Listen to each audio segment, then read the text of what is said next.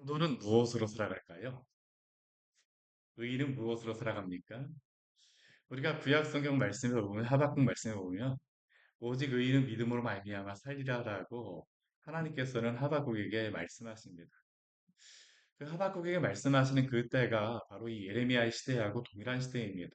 바벨론이 침입해오고 멸망해가는 그러한 상황 속에서 하박국이 하나님께 질문하죠. 아니 이 성중 안에서 이렇게 악이 행하여지는데 하나님 도대체 이렇게 악이 행하여지는 것들, 그 이시금 악이 행하여졌다라고 제가 말씀드리는 것은 그 성 안에서 예루살렘 성 안에서 있는 이스라엘 백성끼리의 그러한 상황 속에서 고관들이 백성들을 향하여서 악을 행하는 그러한 모습을 보면서 하나님 어떻게 이렇게 악이 행하여질 수가 있습니까? 우리가 이 예레미야 말씀 같은 경우에는 뭐 바벨론이 쳐들어올 때 종들을 풀어주잖아요. 그랬다가 조금 물러가니까 다시 붙잡아가고 그 뭐 종으로 삼는 일들이 있었었는데 그러한 일들이 수시로 다 있는 겁니다. 그러니까 하박국이 그러한 가운데 하나님 앞에 질문하는 겁니다. 하나님 도대체 하나님의 정의가 어디 있습니까? 하나님께서 그러한 일들 행하는 사람을 어떻게 그냥 내버려 두실 수가 있어요? 그러니까 하나님께서 말씀하시는 게 뭐냐면 그렇게 죄악을 행하는 사람들을 가만히 내버려 두지 않겠다.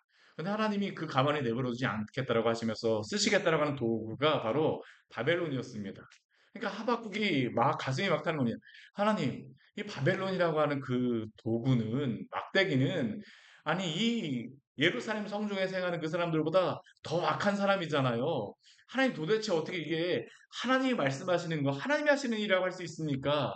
그때 하나님께서 말씀하시는 게 바로 오직 의인은 믿음으로 말미암아 살리라입니다.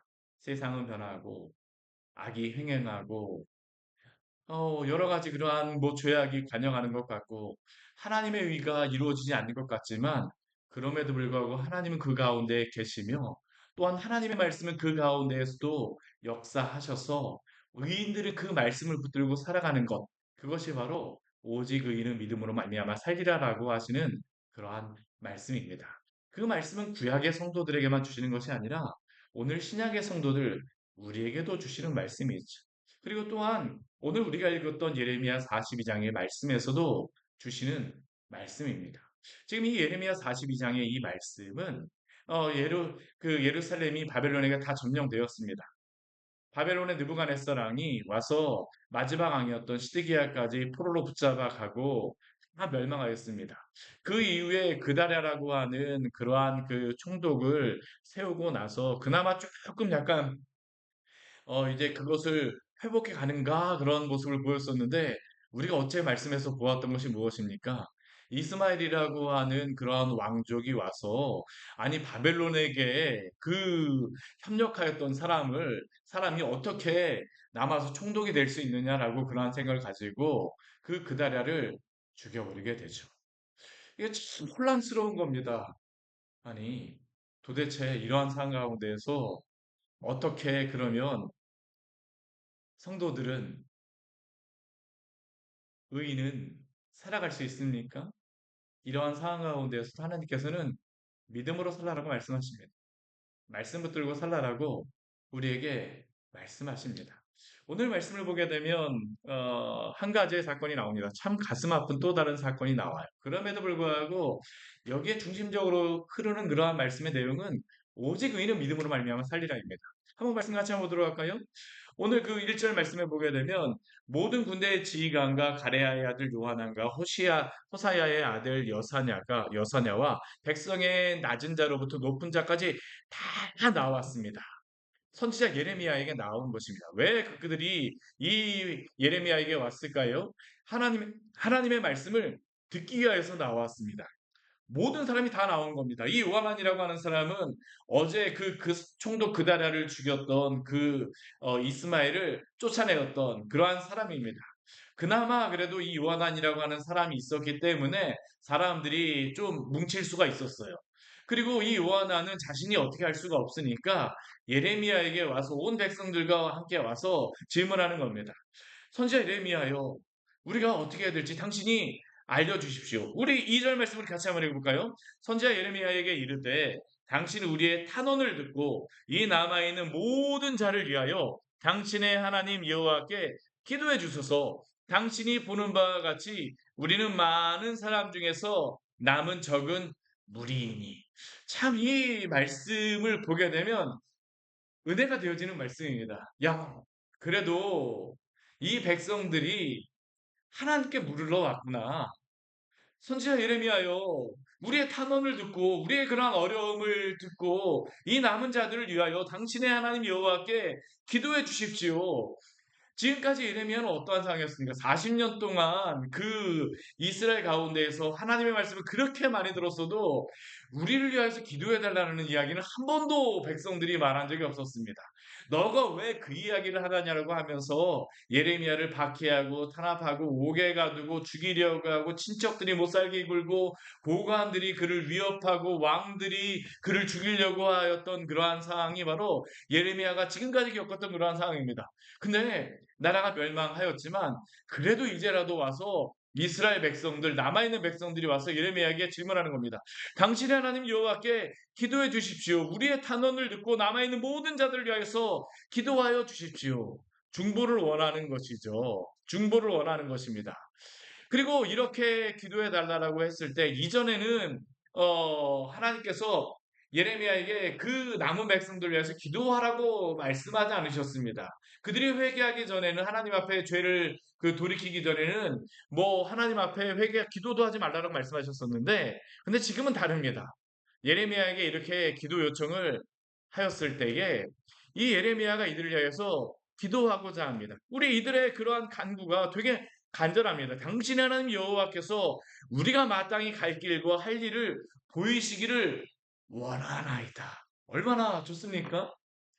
뭐 이것이 목회자들이라던가 또한 그러한 그 선지자들에게 또한 이 지도자들에게 가장 원하는 그러한 요청이 바로 이것이겠죠. 우리를 위하여 기도하여 주십시오. 하나님의 말씀에서 무엇을 말씀하시는지 저희가 알고 싶습니다. 그리고 예레미야는 이러한 그들의 그러한 소망과 열망함을 기쁘게 생각하였습니다. 이미 이스라엘 백성들은 하나님이 그들의 죄에 대해서 심판하셨기 때문에 이제 그 이전의 그러한 심판은 더 이상 하나님이 하시지 않으리라는 것을 예레미야도 어느 정도 짐작하였기 때문에 그들을 향해서 기쁜 마음을 가졌어요. 그래서 우리 4절 말씀에 오게 되면 예레미야가 이들에게 이야기합니다. 우리 같이 한번 읽어보겠습니다. 선지자 예레미야가 그들에게 이르되 내가 너희 말을 들었은즉 너희 말대로 너희 하나님 여호와께 기도하고 물은 여호와께서 너희에게 응답하시는 것을 숨김이 없이 너희에게 말하리라. 예레미야가 어떻습니까? 너희의 말대로 너희 하나님 여호와께 기도하고 무릇 여호와께서 너희에게 응답하시는 것을 숨김이 없이 너희에게 말하리라. 기쁘게 말하고자 한다라는 것이죠. 근데 이들의 요청과 예레미야의 대답을 보게 되면 한 가지 조금 약간 찜찜한 것이 있습니다. 그게 무엇이냐 하면 이 사람들이 보통 기도를 해달라고 하게 되면 우리의 하나님께 우리를 위하여서 기도하여 주십시오라고 이들이 요청해야 되는 게 맞는데 이들이 선지자 예레미야에게 와서 뭐라고 얘기했냐면 당신의 하나님 여호와께 기도해 주십시오. 당신의 하나님 여호와께서 우리가 마땅히 갈 길과 할 일을 보이시기를 원하나이다. 지금 이들은 우리의 하나님이 되어야 되는데 이들이 지금 그 예레미야에게 기도를 요청하는 게 뭐냐면 당신의 하나님입니다. 당신의 하나님. 흡사 점장이한테 가서 요청하듯이 이렇게 요청하는 것이라고 할 수 있겠죠. 물론 여기에서 분명한 것이 그렇게 드러나는 것은 아니지만 그러나 이들의 그러한 요청하는 그러한 부분이 올바르지 않다라는 것을 예레미야가 알기 때문에 그들의 기도의 요청을 바꿉니다. 그래서 4절 말씀에 오게 되면 예레미야가 말하는 것이 뭐냐면 너희 말대로 너희 하나님 여호와께 기도하고 물은 여호와께서 너희에게 응답하신 것을 숨김이 없이 너희에게 말하리라. 앞에서는 당신의 하나님이라고 하는데 예레미야는 그게 아니라는 겁니다. 너희의 하나님 여호와께 나의 하나님이 아니라 너희 하나님이시다. 너희 하나님이셔. 너희를 비롯 지금 너희가 생각하기에는 심판하신 것 같고 뭐 상처를 내신 것 같지만 그럼에도 불구하고 너희 하나님이야. 그렇기 때문에 내가 너희 하나님께 기도하고 너 물은 여호와께서 너희에게 응답하신 것을 숨김이 없이 너희에게 말하리라. 사랑하는 성도 여러분, 하나님은 바로 우리의 하나님이신 줄 믿으시기를 바랍니다. 이게 바로 성도가 가지고 있는 그런 믿음 아닙니까? 하나님 우리의 하나님이십니다. 우리를 위하여서 하나밖에 없는 그 아들 독생자 예수 그리스도를 이 땅에 보내시고 예, 이 독생자 예수 그리스도가 우리를 위하여 십자가에 못 박혀 죽으심으로 말미암아 우리의 죄를 담당하심으로 우리가 하나님의 은혜의 보좌 앞에 나아갈 수 있는 줄 믿으시기를 바랍니다. 하나님 우리 하나님이십니다. 우리 하나님이십니다. 예레미야는 지금 그들에게 이것을 말해주는 거예요. 너희 하나님이시오. 너희 하나님이시오. 제3자의 하나님이 아니라 바로 너희 하나님이야. 그런데 우리 5절과 6절 말씀에 보게 되면 이들은 여전히 그것을 잘 깨닫지 못해요. 물론 그들이 요청하는 그러한 것은 참 좋습니다. 우리 5절 말씀 보면 어떻습니까? 그들이 예레미야에게 말합니다. 우리가 당신 하나님 여호와께서 당신을 보내사 우리에게 이르시는 모든 말씀대로 행하리이다. 당신 하나님 여호와께서 당신을 보내서 우리에게 이르시는 모든 말씀대로 우리가 행하겠습니다. 당신이 무엇이든지 말하면 우리가 다 듣겠습니다. 우리 가운데 진실한 여호와께서 진실하고 성실한 증인이 되시기를 원합니다. 이들이 이렇게 요청하죠. 참 이들의 그런 요청만 보고 기도의 그러한 중보 기도의 제목만 듣게 되면 참 은혜로운 기도 제목들입니다. 또 우리 6절 말씀에 보게 되면 우리 뭐라고 얘기합니까? 우리 6절 말씀 같이 한번 읽겠습니다. 우리가 당신을 우리 하나님 여호와께 보냄은 그의 목소리가 우리에게 좋든지 좋지 않든지를 막론하고 순정하려 함이라. 우리가 우리 하나님 여호와의 목소리를 순종하면 우리에게 복이 있으리이다 하니라. 아멘. 참 이들의 요청이 어떻습니까? 참 좋은 그러한 기도 제목입니다. 당신을 우리 하나님 여호와께 보냄은 그의 목소리가 우리에게 좋든지 좋지 않든지 막론하고 순종하겠습니다. 이들은 하나님의 말씀에 무조건 순종하겠다라는 것이죠. 순종하겠다라는 게 얼마나 좋습니까? 하나님이 원하시고자 하였던 그러한 그 바람이 또 하나님의 그 이들에게 원하였던 그 말도 바로 요청도 바로 이것입니다. 당신의 목소리에 따라서 당신이 우리를 인도하는 대로 우리가 가게 했습니다. 근데 오늘 이들이 이렇게 기도하고 요청을 하지만 문제는 무엇일까요? 사실 이렇게 이들이 기도하고 요청을 하는데 참 안타까운 건 뭐냐면 41장 뒤에 보게 되면 이들은 이들이 무엇을 할지를 사실은 이미 결정했습니다.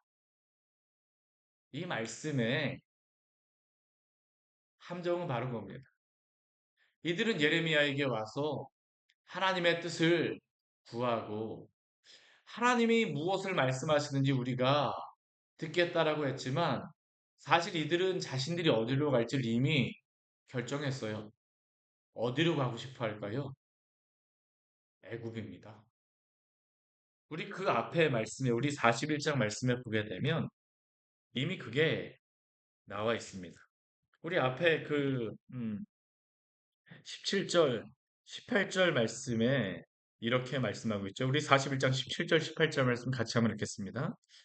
애굽으로 가려고 떠나 베들레헴 근처에 있는 게롯 기맘에 머물렀으니 이든 느다냐의 아들 이스마엘이 바벨론의 왕이 그 땅을 위임한 아이감의 아들 그다랴를 죽였으므로 그들이 갈대아 사람을 두려워함이었더라. 이게 어떤 상황인지 아시겠습니까? 이들은 예레미야에게 와서 하나님께 하나님의 뜻을 구하겠다라고 하지만 이미 이들은 마음속에 결심했습니다. 하나님, 우리는 애국 가려고 이미 결정했어요. 하나님 아시죠? 예레미야에게 저희가 가서 기도할 텐데 하나님, 예레미야에게 좋은 응답을 주십시오. 그들이 원하는 응답은 사실 마음속에 무엇일까요? 애굽으로 가라라고 말씀하시는 응답을 그들은 기대했던 것입니다. 왜 그렇습니까? 그들의 상식에서는 애굽으로 가는 게 훨씬 더 좋을 것이다라고 생각했기 때문입니다. 이 이스마엘이 그다리아를 총독이었던 그다리아를 죽었기 때문에 만약 바벨론이 온다라고 하게 되면 그들은 자신들의 목숨을 부지하지 못할 것이다라고 그들은 생각하였습니다. 그래서 그들은 이미 가려고 생각을 하고 어디 가서 있냐면 베들레헴 근처에 있는 게독 기맘에 머물렀습니다. 이들은 원래 미스바에 머물러야 돼요. 미스바에 그다랴가 그 임시 그러한 성을 만들었기 때문에 바벨론 왕이 그곳에다가 임시두다 그곳에 머물러도록 했기 때문에 그곳에 머물러야 됨에도 불구하고 이미 지금 게독 기맘에 와서 있는 겁니다. 애국 가려고 벌써 짐까지 싸놨습니다. 그러고 와서 예레미야에게 질문하는 것이죠. 예레미야여, 우리가 당신이 말씀하는 대로 우리가 행하겠습니다. 하나님의 말씀을 듣겠습니다. 근데 하나님께서 이들의 이러한 마음을 모르실까요? 아니요. 이미 다 아십니다.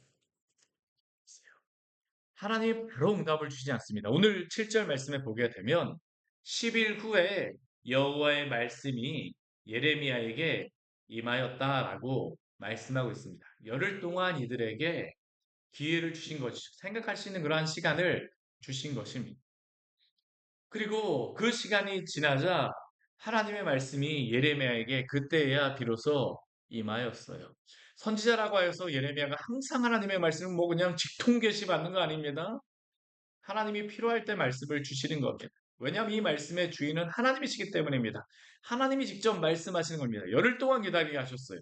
그리고 그 예레미야는 이 가레아의 아들 요하난과 그와 함께 있는 모든 군주인간과 백성의 낮은 자로부터 높은 자까지 다 모았습니다.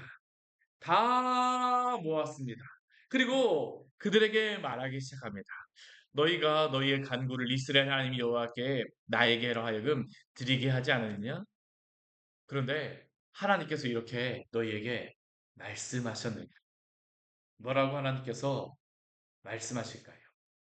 우리 10절, 11절 말씀 우리 같이 한번 읽어보도록 하겠습니다.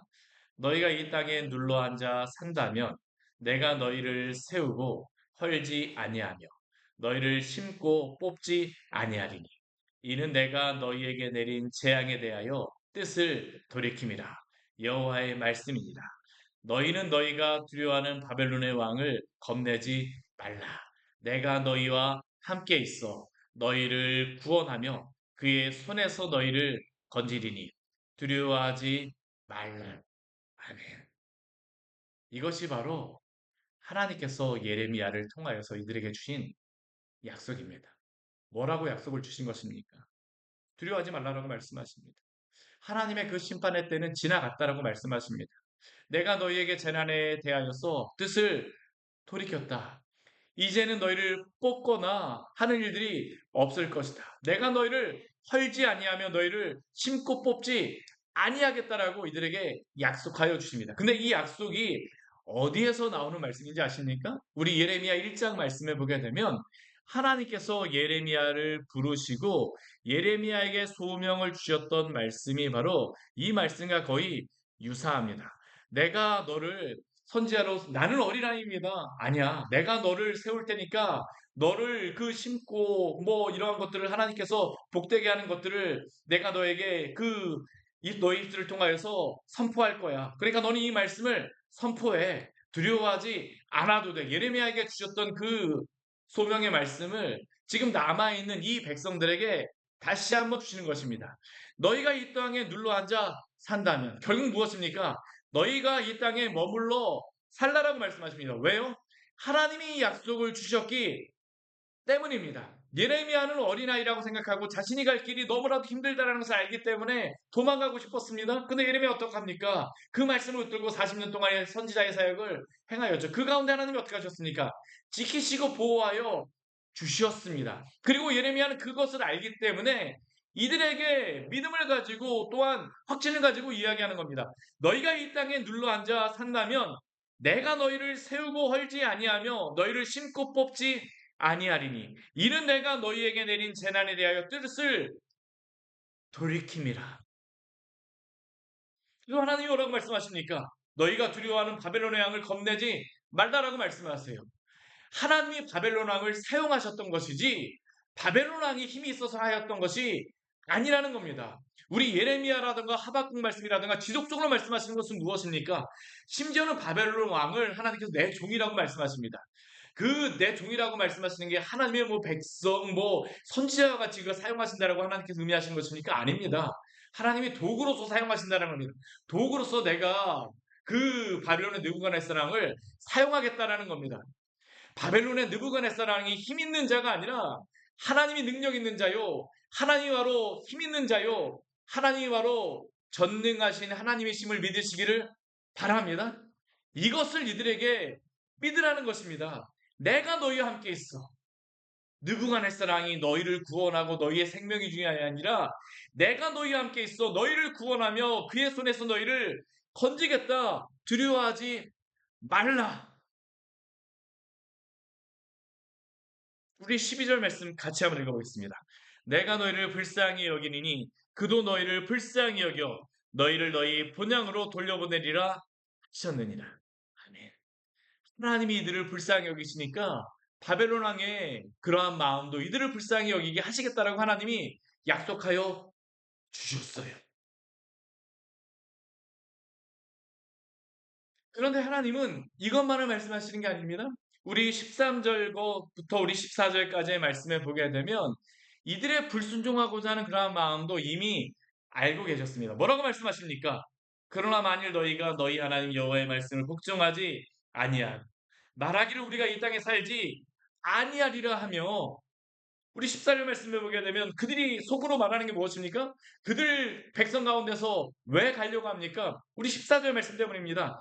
우리는 전쟁도 보이지 아니하고 나팔 소리도 들리지 아니하며 양식의 궁핍도 당하지 아니하는 애굽 땅으로 들어가 살리라. 이게 바로 그들의 마음속에서 애굽으로 가고자 하는 그러한 이유였죠. 전쟁도 보이지 않고 나팔 소리도 듣지 않고 양식의 궁핍도 당하지 아니하는 애굽 땅으로 들어가 살리라. 이들에게 이것이 얼마나 노이로제였겠습니까? 정말 오랜 시간 동안 전쟁을 겪으면서 10년 동안, 10년이 넘는 몇십 년 동안 지금 전쟁의 시간을 겪으면서 1차, 2차, 3차 바벨론이 와서 이렇게 막 그냥 포위하고 우리는 얼마의 시간만 해도 견디지 못할 텐데 이들이 이러한 시간을 걸면해서 얼마나 두려웠겠습니까? 그러한 소리 들리지 않는 대로 가자. 그러한 소리 들리지 않는 대로 가자. 근데 하나님께서 뭐라고 말씀하세요? 너희가 만약 그 길로 가게 되면 잘못되리라라고 말씀하십니다. 하나님 이들에게 두 가지의 길을 주시는 것이죠. 하나님의 복된 길과 하나님이 기뻐하시지 않는 그 두 길이 있습니다. 이들이 보기에는 그 하나님 복되 들어가는 길은 이들이 보기에는 사망의 길이고 하나님이 그 안 좋은 길이라 좋지 않은 길이라고 하는 길은 이들이 보기에는 생명의 길입니다. 어떤 길로 가겠습니까?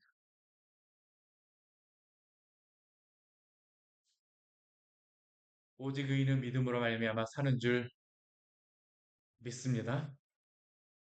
오직 의인은 믿음으로 말미암아 사는 것입니다. 이 말씀은 딱 한 가지, 여기서 무엇을 선택하느냐는 딱 한 가지밖에 없습니다. 하나님이 나의 하나님이심을 믿으면 여기에 살 것이요. 믿지 않게 되면 떠날 것입니다. 그리고 오직 의인은 믿음으로 말미암아 삽니다. 왜 그렇습니까? 생명이 바로 우리 하나님이시기 때문임을 믿으시기를 바랍니다. 하나님의 약속이 있는 곳이 생명의 땅이지 내가 보기에 좋은 곳이 생명의 땅이 아닙니다. 근데 이들은 어떻게 할까요? 애굽으로 갑니다. 역사상에 제가 이스라엘에 가서 그 공부하는 가운데 이 교수님께서 말씀하신 제가 굉장히 은혜 많이 받았던 말씀이 바로 이 예레미야 이 말씀이었었는데요. 왜 이 말씀이 은혜가 되었었냐면 그 애굽에 가게 되면 나일강 있지 않습니까? 나일강에 쭉 올라가다 보면 가장 장류 쪽으로 이 올라가면 뭐가 있냐면 이 폭포 같은 것들이 있어서요. 더 이상 나일강이 이렇게 건너갈 수 없는 그러한 곳들이 있습니다. 근데 그 폭포 같은 거의 가장 마지막에 가게 되면 그곳에 섬이 하나가 만들어져 있다라고 합니다. 섬이 하나가 만들어져 있다라고 이야기를 해요. 이스라엘 백성들이 어디까지 도망갔는지 아십니까? 그 섬까지 도망갔습니다. 가장 산 끝에 바벨론이 절대 쫓아오지 못하리라고 하는 그곳까지 도망갔습니다. 이 사람들이 결국엔 가요. 그런데 그 유적에 발굴된 곳에 보게 되면 바벨론에게 다 붙잡혀가 다시 포로로 붙잡혀가는 그러한 게 남아있는 것을 볼 수가 있습니다. 사랑하는 성도 여러분, 오직 의인은 믿음으로 말미암아 삽니다. 이들이 떠나지 않았으면 목숨을 잃지 않습니다. 왜 목숨을 잃지 않을까요? 바벨론 왕은 자신을 신뢰하는 사람들을 결코 해하지 않습니다. 예레미야도 살려주었었고요. 앞에 그다랴도 살려주었습니다. 이스마엘이 그렇게 했던 것은 암몬이 지금 반역을 일으키려고 하기 때문에 그랬다는 것을 바벨론 왕은 충분히 알고 있습니다. 하나님은 이미 준비해 놓으셨어요. 근데 문제는 무엇입니까? 이들이 하나님을 의지하지 않게 되면 그 생명의 길을 스스로 놓아버리는 것입니다. 오직 의인은 믿음으로 말미암아 삽니다. 오늘도 믿음 가운데 살아가실 우리 성도님 되시기를 축원합니다. 같이 기도하도록 하겠습니다. 하나님 아버지 오늘 말씀을 통하여서 우리에게 귀한 은혜를 주니 감사를 드립니다. 오직 의인은 과거에도 현재에도 미래에도 믿음으로 말미암아 사는 줄 믿습니다. 우리 주 예수 그리스도를 믿는 그 믿음으로 오늘 살아가겠습니다. 주여 함께하여 주시옵소서. 우리가 살 길이라고 믿는 그 길이 아닌 주님이 말씀하시는 그 길을 따라서 오늘 순종하게 하여 주시고 항상 기뻐하라 쉬지 말고 기도하라 범사에 감사하라고 말씀하신 이것이 바로 너희를 향하신 하나님의 뜻이라고 말씀하신 이 말씀을 믿고 하나님의 뜻에 따라서 기뻐하며 감사하며 기도하며 살아가게 하시고 너희의 거룩한 것이 하나님의 뜻이라고 말씀하신 그 말씀을 따라서 오늘도 거룩의 길을 따라서 살아갈 수 있는 귀한 성도들 되게 하여 주시옵소서. 예수님 이름으로 기도드립니다. 아멘. 오늘 말씀 같이 기억하시면서 기도하며 나가도록 하겠습니다.